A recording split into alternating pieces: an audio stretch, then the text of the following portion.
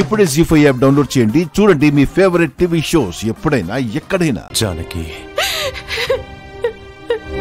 ఊరందరికీ న్యాయం చేసే నేను నా బిడ్డ విషయంలో సరైన న్యాయం చేయలేకపోయాను. అప్పుడు ఆ క్షణం నేను ఆలోచించింది నీ గురించో నా గురించో కాదు, ఇంటి పరువు గురించి.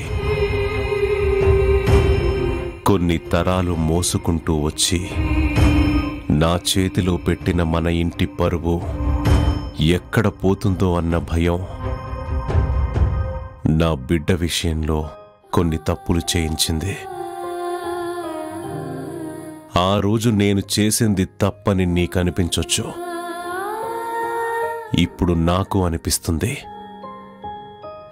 కానీ పరువు బరువు మోసేవాడికి తెలుస్తుంది దాని భారమెంత అనేది.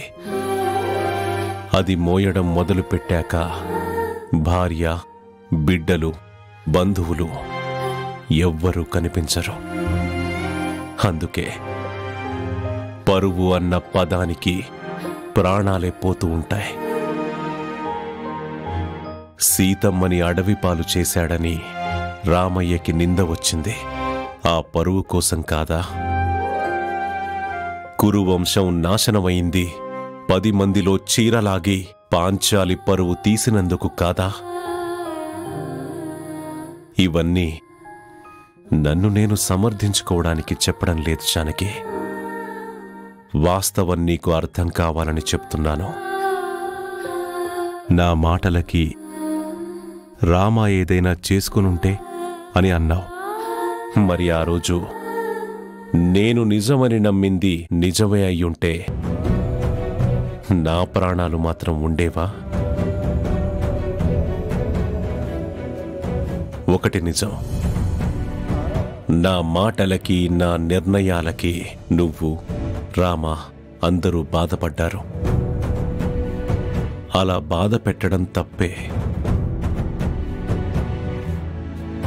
ఎవరో ఏదో అన్నారని, నేనెందుకు అడవుల పాలు కావాలని ఆ రోజు సీతమ్మ తల్లి అడ్డం తిరిగుంటే సీతారాముల చరిత్ర త్రేతాయుగం దాటి ఇంత దూరం వచ్చేదే కాదు.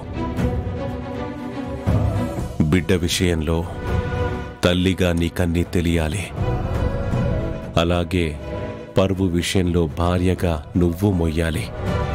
కానీ ఆ బరువు నువ్వు మోయలేవని నీ బరువు నేనే మోస్తున్నాను.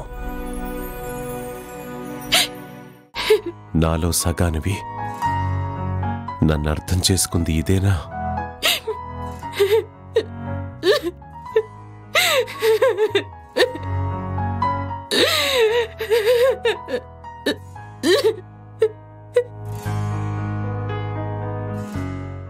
జీ5 యాప్ డౌన్లోడ్ చేసి అన్ని ఎపిసోడ్స్ పూర్తి ఉచితంగా చూడండి.